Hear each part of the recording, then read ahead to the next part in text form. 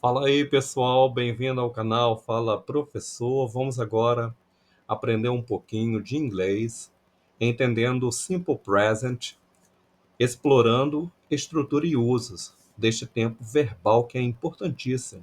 É a base, né, para se começar a aprender o inglês. Agenda da apresentação. Introdução ao Simple Present. Começaremos com uma visão geral sobre o tempo verbal Simple Present e sua importância. Estrutura das frases. Discutiremos a estrutura básica das frases no Simple Present, incluindo sujeito, verbo e complemento. Diferentes usos.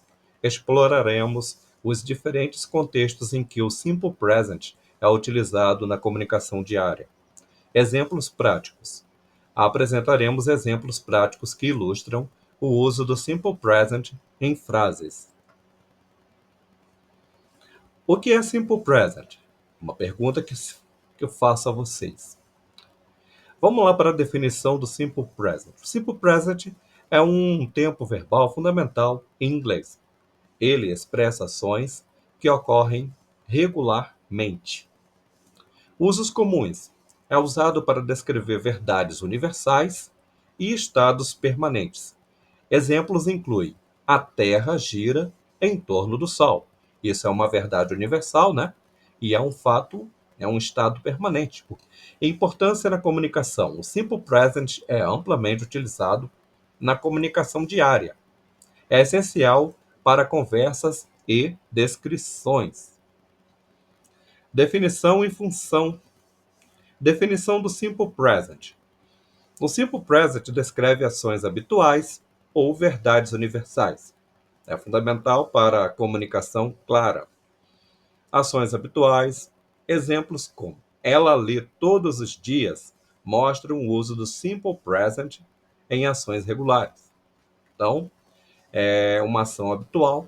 Ela lê todos os dias reflete aí o Simple Present, né? O uso do Simple Present, que descreve ações habituais. Estrutura das frases. A estrutura básica, né? As frases no Simple Present seguem a estrutura sujeito mais verbo na forma base. Essa é a regra fundamental. Terceira pessoa. Na terceira pessoa do singular, adicionamos s ou is ao verbo. Exemplo: he plays. Você vê que o verbo aqui, ele termina com s, porque ele está na terceira pessoa, né, do singular, ok? Ou is, né, em algumas formas verbais, conjugações verbais. Usos do simple present. Ações habituais, né? O Simple Present descreve ações que ocorrem regularmente na vida diária. Exemplos incluem: ela estuda todos os dias. Então, isso aí é uma ação, né? Um exemplo aí de ação habitual, né? Fatos e verdades. É usado para expressar verdades universais e fatos permanentes. Por exemplo, a água ferve a 100 graus Celsius, não é? A água, ela, quando chega a 100 graus Celsius, ela ferve. Isso aí é o quê? É um fato, é uma verdade, né? É um fato permanente. Instruções.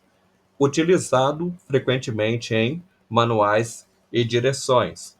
Por exemplo, adicione o açúcar ao chá. Então, isso aqui é outro exemplo de instruções que usa muito o Simple Present, não é? A gente está vendo os exemplos em português, para depois passar para os exemplos em inglês, ok? Ações habituais e rotinas. Uso do Simple Present. O Simple Present descreve ações que ocorrem regularmente em nossas vidas. É importante para a comunicação sobre hábitos. Exemplo de rotina. Frase como I go to the gym 3 times a week. Né? I go to the gym 3 times a week. Mostram como expressamos nossa rotina diária, tá? Isso aí é uma rotina diária, né? Se você gosta de academia, né? 3 vezes por semana, você sabe, você está praticando uma rotina, não é? Que está descrita nessa frase aqui, nessa sentença em inglês. I go to the gym 3 times a week. Eu vou à academia, né? 3 vezes durante a semana, né? Por semana. Estes exemplos ajudam na compreensão, tá bom? Importância das rotinas. As rotinas são essenciais para a organização do dia a dia. Elas ajudam a manter um estilo de vida equilibrado. Então, pessoal, se você tem um diário, você sempre terá ali a lista das coisas que você faz, né, no seu dia a dia. Então, você vai usar muito o simple present sem saber, né? Muitas vezes, sem saber, você estará usando a forma do simple present, tá bom? Então, uma dica que eu dou é que vocês escrevam uma lista, né? Peguem uma lista de rotinas que vocês têm aí, né, na agenda, e traduza para o inglês e pratique, né, a leitura das sentenças do Simple Present, tá? Vocês podem utilizar pesquisas na internet, o tradutor, né? É, embora eu não recomende muito, né? Mas vocês podem usar o tradutor online, né? O Google Translate, né? E até mesmo algumas IAs também que fazem traduções. Fatos e verdades universais. Definição de verdades universais. Verdades universais são afirmações que são sempre verdadeiras em qualquer contexto. Elas não sofrem alterações ao longo do tempo, tá bom? Exemplo científico. Um exemplo clássico é que a água ferve a 100 graus Celsius. Este fato é inalterável e universal. Permanência das verdades. As verdades universais permanecem constantes, independentemente das circunstâncias, elas são aceitas globalmente. Então, gente, a água, ela irá ferver a 100 graus Celsius, tanto aqui quanto lá na China, né? Então, é uma coisa que não vai mudar independente de qualquer lugar, né? Ou de qualquer época, né?